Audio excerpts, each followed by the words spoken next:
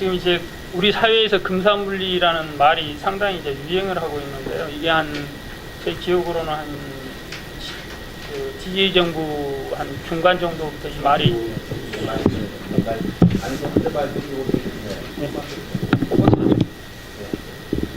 DJ 정부 한 중간 때부터 이 말이 이제 상당히 강하게 나오다가 그 노무현 정부 때 이제 이게 상당히 금융 로드맵이라고 해서 그때 이제 금산분리가 많이 강화가 되는 방향으로 추진이 됐습니다. 그러다가 이제 그 MB 정부에 와서 금산분리가 약간 약화되고 그러다가 다시 또 최근에 이제 강화되려는 추세로 이제 가고 있습니다. 근데 이제 저는 이것에 관해서 제가 계속 그 초지일관하게 주장했던 게 은산분리는 의미가 있을 수가 있는데 금산분리와 은산분리를 명확히 좀 구분지을 필요가 있다. 그리고 우리 사회에서는 지금 금산분리를 주로 말을 하고 있는데 실상 알고 보면 전 세계적으로는 은산분리다. 금산분리가 아니고 금산분리를 시행하고 있는 국가는 굉장히 드물다. 이제 이걸 먼저 말씀드릴 수가 있겠습니다. 좌우지간 먼저 문제 제기를 간단히 말씀을 드리면은 최근에 이제 과거 한 5년 동안에 이제 문제가 좀 됐던 게 그 재벌 계열 금융기관이 좀 많이 증가했답니다. 그러면서 재벌 지배주주들의 의결권이나 소유권 비율 자체는 크게 높지 않은 상황이라는 게 이제 일부 시민단체들 이의를 제기를 했고요. 그런 상태에서 이제 경제 민주화 추세와 맞춰가지고 지금 국회에서 추진되고 있는 입법이 지배주주의 적격성 심사를 강화하고 그다음에 금산분리를 강화하는 방향으로 지금 입법이 추진되고 있습니다. 그래서 이제 이것에 관해서 제가 이제 좀 몇 가지 의견을 말씀드리려고 하는 건데 일반적으로 이제 기업들의 부채 비율은 보면은 우리나라 부채 비율 오히려 지금 상황에 와서는 작년 정도 보면은 미국 기업들의 평균 부채 비율보다 낮았습니다. 그래서 우리나라 기업의 부채 비율이 상당히 낮은 상황입니다. 보통 한 1배에서 2배 정도까지 된다고 보시면 되고요. 그런데 금융기관들의 부채 비율을 보면은 약 10배에서 20배까지 정도가 됩니다. 그래서 보통 은행 같은 경우는 한 20배 정도를 이루고 있고요. 오히려 또 증권회사나 이런 데는 또 크게 높지는 않습니다. 상대적으로. 그래서 이게 문제가 되는 게 이처럼 금융기관의 부채 비율이 상당히 높고 그런 상태에서 그 중에서 신용 창조를 할 수 있는 금융기관들이 있습니다. 그게 이제 은행이 되는 것입니다.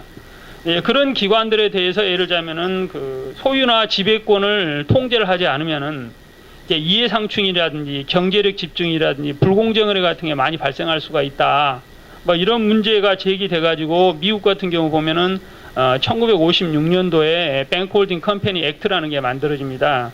그러면서 이제 소위 말해서 금산분리 또는 뭐 은산분리 이런 조항들을 이제 미 법에 반영을 하게 되는 것이죠. 그런데 미국 같은 경우를 보더라도 이제 여러 가지 조건 하에서 이게 만들어지는데 이제 과연 이게 우리나라에서도 이걸 그대로 적용하는 게 맞냐? 이제 이게 문제가 되는 것입니다. 그래서 미국 상황을 그대로 우리나라 상황에 와가지고 이게 우리나라에서 시스템에서 이게 효율적으로 작동하는 시스템인가가 이제 문제가 되는데 그런 문제를 제가 이제 보기에는 금산분리를 강화시키면 오히려 기업의 역동성이 저하되는 그런 문제가 발생을 할 수가 있습니다. 따라서 역동성이 저하되면 경제 전체의 효율성이 떨어지고 지금 잠재 성장률이 계속 떨어지고 있는 상태에서 오히려 잠재 성장을 더 악화시키는 그런 악법이 될 수가 있다는 것입니다. 따라서 그런 게 발생하지 않게 하려면은 그리고 우리 사회에서 만약 은산분리 또는 금산분리가 필요하다면은 그 방향성을 어떻게 잡는 게 좋겠냐. 그게 이제 이번 제가 논의하고자 하는 주제가 될 주제입니다. 그럼 먼저 현황을 간단히 한번 말씀드리도록 하겠습니다. 일단 지금 최근에 국회에서 추진하려고 하려는 게 공정거래법 제11조가 있습니다. 11조는 이제 6페이지에 보면은 간단히 11조의 내용이 나와 있는데요. 11조 3, 특히 문제가 되는 게 11조 3항이 문제가 됩니다.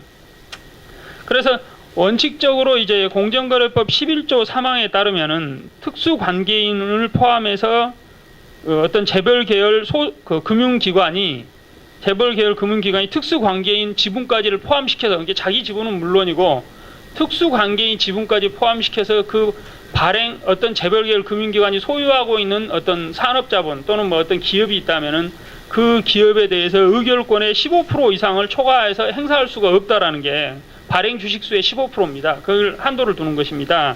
그래서 이 조항이 이제 공정거래법 제11조 3항인데요. 이제 최근에 추진하고 있는 게 뭐냐면 오히려 이 15%도 높다. 그러니까 이제 발행 주식 총수의 5%로 이걸 그 제한시키자라는 게 이제 최근에 이제 제기되고 있는 것입니다. 그래서 결국에는 의결권을 더 축소시키는 방향으로 나가자. 지금 이게 이제 현행 국회에서 지금 이번에 입법 제안이 이루어진 건데요. 이제 과연 이러한 입법들이 유효하냐, 이제 그걸 한번 원칙을 그 법적 원칙에서 한번 보고 싶다는 것입니다.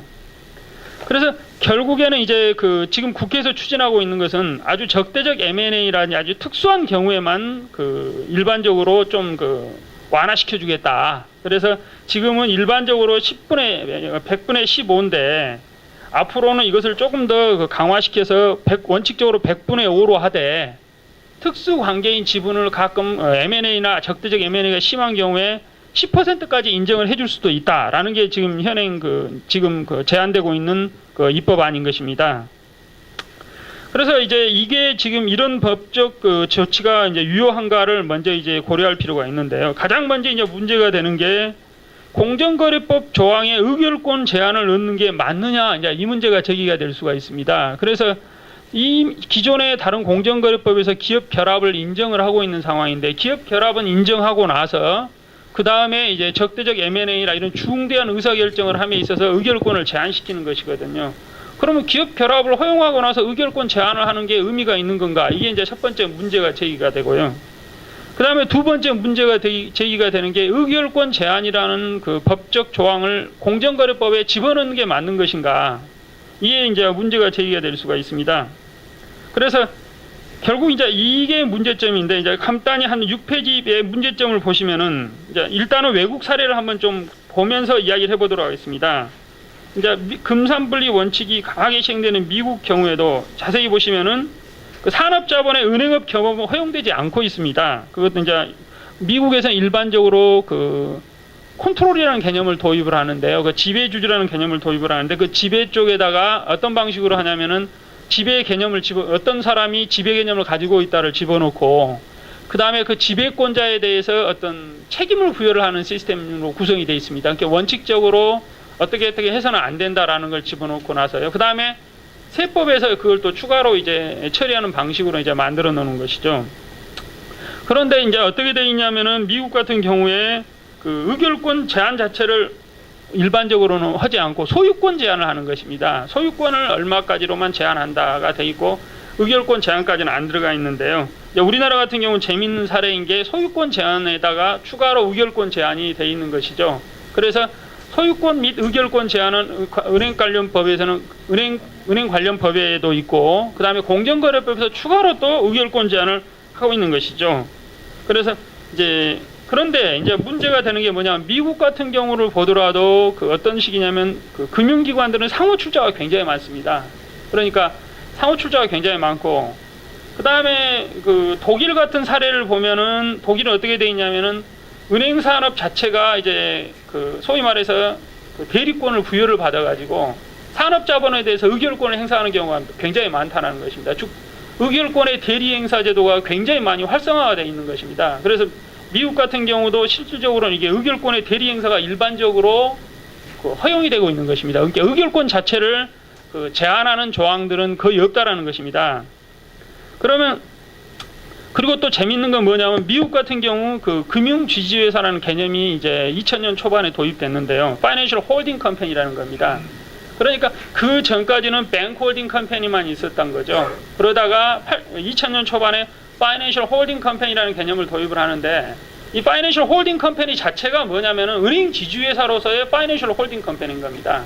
즉 말하자면은 그 일반적인 아주 은행이 아닌 그러니까 신용 창출 기능이 없는 금융기관을 소유를 하면은 그것은 뱅크 홀딩 컴퍼니 액트의 적용 대상이 아닌 것입니다.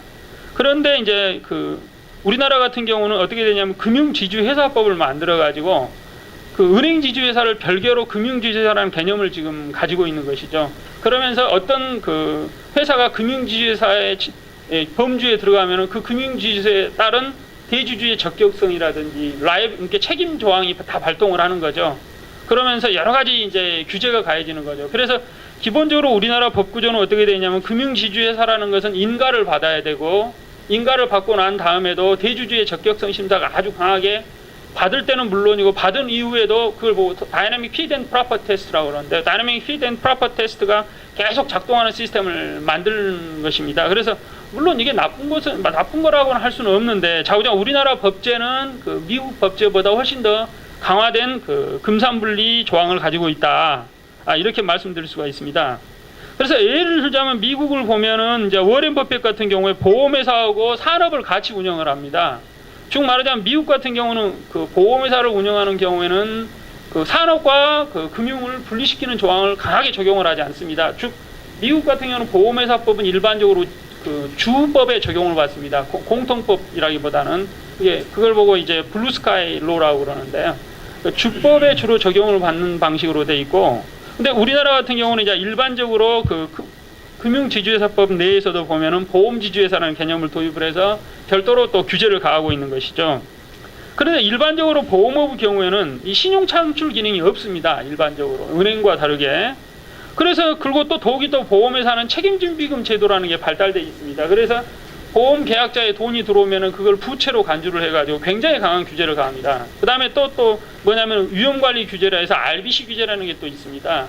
그래서 여러 가지 규제가 가해지고 있는 것이죠. 근데 우리나라 같은 경우는 이제 특히 이제 삼성을 겨냥을 해가지고 삼성에 예를 들자면은 그 규제를 가하려다 보니까 여러 가지 조항들이 새로 들어오는 겁니다. 자산 운영에 관한 조항 쪽에서도 의결권 제한을 넣으려고 하는 게 들어오고, 결국에는 이게 의결권 제한이라는 게 보험업법에 그래도 들어간다면 보험업법에 들어가는 게 정당한 거였는데 안 되겠으니까 그냥 공정거래법에 넣어가지고 모든 다 통제를 하는 그런 수단으로 지금 우리가 만들어 놓은 거죠. 그래서 공정거래법은 모든 회사에 적용되는 의결권 제한 조항으로 지금 작동을 하고 있고, 특히 뭐냐면 재벌 기업으로 들어갈 때 작동하는 조항으로 지금 11조를 만들어 놓은 거죠. 그래서 이런 조항들은 이제 제가 미국 공정거래법까지는 정교하게 검토를 안 해봤습니다만 이런 일반적인 의결권 금지 조항은 없다라는 게 제가 알고 있는 상황입니다. 그래서 이건 굉장히 우리나라의 특수한 법이다. 그런데 그 특수한 법을 지금 더 강화시키려고 하는 게 지금 현재 추세라는 겁니다. 그 다음에 또 하나를 이야기를 하면은, 그러면 이제 그 논리가 뭐냐면은, 이 법을 강화시키려는 사람들의 논리는 일반적인 금융기관을 통해서 고객의 자금을 조달을 한 다음에 고객의 자금으로 자기 회사 주식을 사가지고, 계열회사 주식을 사가지고 의결권을 행사를 하기 때문에 실제로는 자기 게 아닌데 왜 다른 사람 돈을 가지고 의결권을 행사를 하느냐, 이제 이걸 문제를 삼는 것입니다. 근데 이때도 또 이제 문제가 되는 게, 그러면 보험 가입자라든지 예를 들자면은 증권회사의 어떤 돈을, 증권회사는 크게 상관이 없습니다. 특히 이제 보험회사가 문제가 되는 것이죠. 보험회사에 돈을 낸 사람들이, 가입자는 실질적으로는 목적은 뭐냐면은 자기 보험의 소위 말해 팔럿이라고 그러는데, 보험 가입한 그 보험금이 정확히 나오고 그 다음에 자기가 보험이 정확히 작동하느냐 쪽에 관심이 있는 것이지, 이게 의결권의 대리 행사 여부에는 관심이 없다라는 겁니다. 즉 뭐냐면 우리가 사회 하나의 안전망 담당자로서의 그 말을 하는 것이지, 조금 전에 말은, 그러니까 다른 사람의 소위 자금을 가져와서 의결권을 행사하는 게 반칙이다 이렇게 주장하는 사람들은, 근데 실제로 돈을 준 사람은 그것에 관심이 없다라는 것입니다. 그런데 지금 우리가 스스로 나서가지고 돈을 준 사람이 이러한 의도로 가지고 있기 때문에 이런 짓을 해서는 안 된다라고 말을 하고 있는 상황인 것이거든요. 그래서 제가 보기에는 이런 문제가 발생을 하는 겁니다. 실제로 이제 삼성생명도 마찬가지인데, 지금 우리가 실은 무배당 보험으로 지금 태반이 구성이 되어 있습니다. 근데 과거에는 유배당 보험을 팔아먹었거든요, 많이. 그럼 유배당 보험이란 건 뭐냐면 투자를 해가지고 거기서 이득이 나오면 그걸 보험 가입자와 보험회사의 주주가 같이 나눠먹는 시스템이 유배당 보험입니다. 그래서 실질적으로 조사를 해보면 삼성생명 같은 경우가 삼성전자에 투자를 해가지고 이익이 많이 났고, 그게 유배당으로 많이 흘러간 겁니다. 보험 가입자들한테 상대적으로 다른 보험회사에 비해서, 무배당 많이 팔아먹었던 보험회사에 비해서요.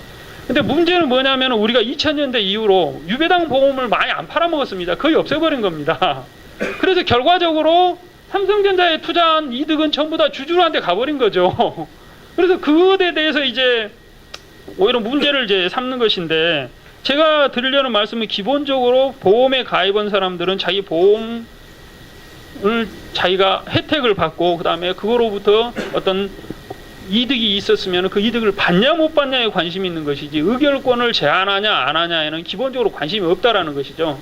그래서 오히려 어떤 면에서는 의결권을 이렇게 행사를 해가지고 의결권 행사를 해서 이익이 나는 경우도 많았다라는 것입니다. 그래서 결국에는 이게 사전적으로 이게 의결권을 대리 행사하는 게 나쁘다 좋다라고 말하기는 어렵다는 것이죠. 즉 그것을 그렇기 때문에 그 법령 자체를 공정거래법 11조에 이 법령을 넣어서 의결권을 제한한다는 것은 제가 보기에는 과도한 규제라는 것이죠. 그래서 그 과도한 규제이기 때문에 실질적으로 만약에 이런 규제가 금융정책적인 측면에서 필요하다라면은 보험업법이라든지 금융지주사법이라든지 이런 쪽으로 옮겨야 된다는 겁니다. 의결권 관련 조항을. 또 더욱이 지금 자본시장 통합법에 일반적인 원칙이 있습니다. 즉 의결권 대리행사에 관한 일반적인 조항들이 있거든요. 근데 우리는 그 조항을 굉장히 정교하게 정비하지 않은 상황입니다. 그래서 또 어떤 문제가 생기냐면은 연기금이라든지 이런 데가 의결권을 또 행사를 합니다. 예를 들자면 지금 이 조항이 만들고 나지면은 예를 들자면 삼성생명이나 이런 보험회사들은 5%밖에 이제 행사를 못 하는 겁니다. 그런데 연기금은 마음대로 행사를 하는 겁니다. 그러면은 파워가 이게 불균형이 발생을 하는 거죠. 대칭성이 깨지는 거죠. 지금 균형 상태에 어느 정도 이루어지고 있는데 균형이 깨지는 그런 상황이 초래될 수가 있는 겁니다. 그래서 제가 보기에는 의결권 제한 조항은 연기금이라든지 다른 어떤 그런 펀드 자금이 모이는 그런 비클과 동일하게 취급을 해야 된다는 거죠. 전부 다 놓고 동일한 레벨 상에서 규제가 가해져야 되는데 이런 식으로 공정거래법만 넣어가지고 규제를 하면은 일방적인 재벌에 대해만 적용하는 규제가 되고 실질적으로 이게 금융회사라든지 어떤 그 정교하게 작동하지 않는 메커니즘이 되기 때문에 경제 환경이 굉장히 급변하는 상황이 많이 도출되면 예를 들자면 지금 삼성전자가 급락을 하고 있습니다만 만약에 추가로 더 급락을 해버린다 하죠. 그러면은 굉장히 국가 전체에 이게 크레딧도 같이 확 올라가거든요. 리스크가 올라가거든요. 그래서 우리가 상상하지 못하는 어떤 새로운 상황이 초래될 수 있다는 것입니다. 그래서 우리가 그런 상황을 초래될 수가 있는데 갑자기 이런 조항을 만들어가지고 그 의결권을 제한시키고 뭐 이런 상황을 하면은 그 균형이 깨질 수가 있다는 겁니다. 물론 새로운 균형이 우리가 원하는 사회적으로 원하는 균형으로 갈 수도 있습니다. 그런데 그걸 사전적으로 예단하기는 굉장히 어렵다는 것이죠. 따라서 제가 보기에는 중요한 게 뭐냐면 이런 조항이 만약에 정도입을 해야겠다. 그러면 아주 단계적으로 상당히 오랜 기간에 걸쳐서 해야 된다는 것입니다. 근데 우리나라는 지금 법이 굉장히 빨리 만들어지고 빨리 시행되거든요. 그래서 지금 그 국회에서는 그래서 향후 뭐 4년, 5년 내에 단계적으로 시행하겠다라고 말합니다만 그것도 제가 보기에는 빠를 가능성이 있다라는 것이죠. 좌우지간 일단 그 문제고요. 그 다음에 또 하나가 이제 문제가 되는 게 지금 금융지주회사법에서 또 문제가 되는 게 있습니다. 금융지주회사법을 보면 또 뭐가 있냐면은 그 부득이한 사유로 금융지주회사가 되는 경우 이제 그 문제가 있습니다. 또 그 보면은 이제 그 제가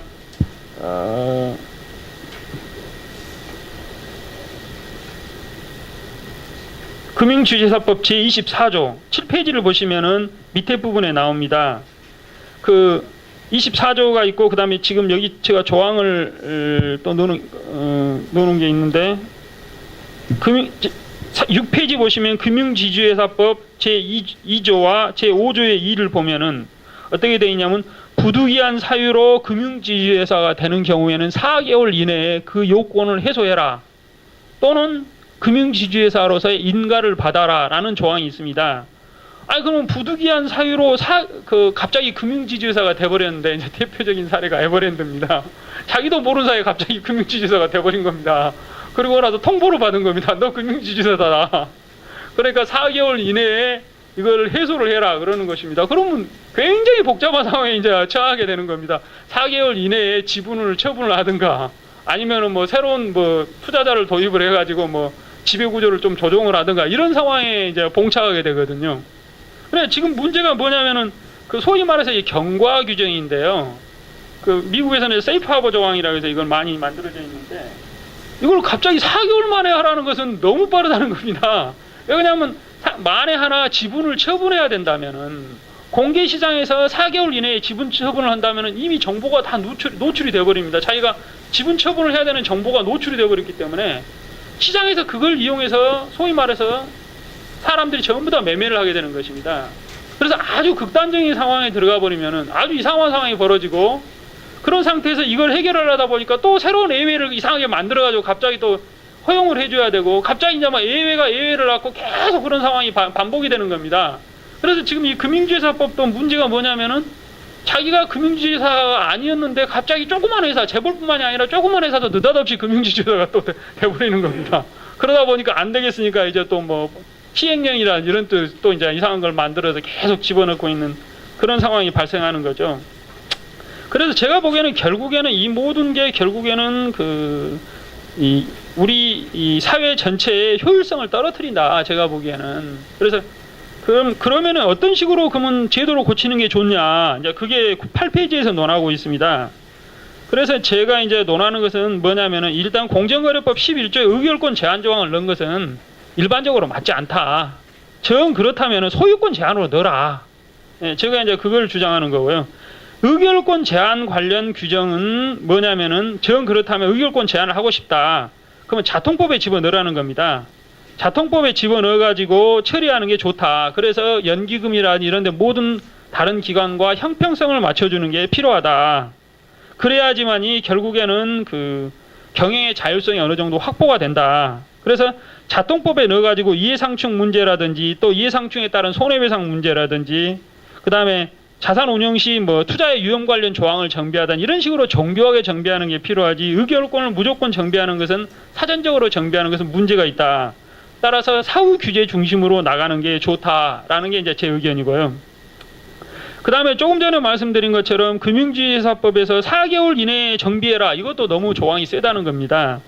그래서 이것을 4개월 또는 1년 이내로 시정조치를 하게 만들되 그 기간도 금융위원회가 정하게 만들어서 약간 유동성을 부여를 해야 된다는 겁니다. 유두리를 부여를 해야 된다는 겁니다.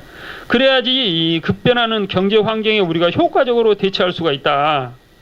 그래서 결국에는 지금 그리고 또 하나 뭐냐면 일반적으로 이것은 보험회사가 아닌 은행지주회사에 적용돼야 되는 조항이라는 것입니다. 그래서 4개월 금융지주회사가 되는 경우가 아니고 은행지주회사가 되는 경우에는 예를 들자면 4개월에서 1년 이내에 시정 조치를 해라.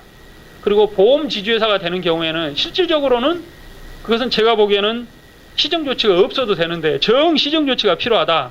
그러면 4개월 내지 1년 이내에 시정을 하되 시정이 필요한 것 여부와 시정이 필요한 조치는 금융위원회에서 정하게 한다라든지 이런 식으로 해서 어떤 여지를 줘야 된다는 것입니다. 근데 지금 같은 경우는 무조건 시정해라. 이런 것은 좀 곤란하다. 그러니까 은산분리 원칙을 우리가 맞다라고 한다면요. 근데 굳이 우리 사회에서 금산분리가 맞다.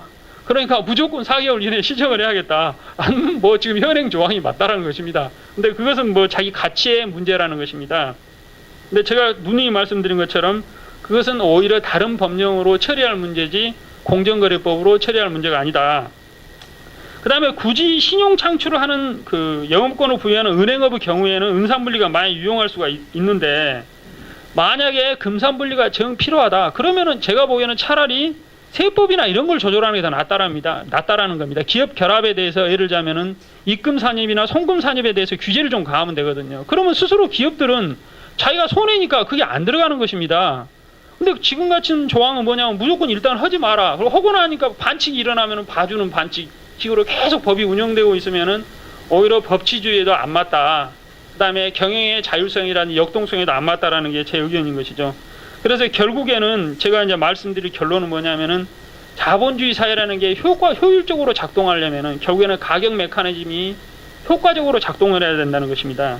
그러면 그런 가격 메커니즘이 효과적으로 작동을 하려면은 지금처럼 사전적 규제보다는 사후적 규제 중심으로 그 다음에 세법이라든지 이런 것 중심으로 전개되는 게 좋다.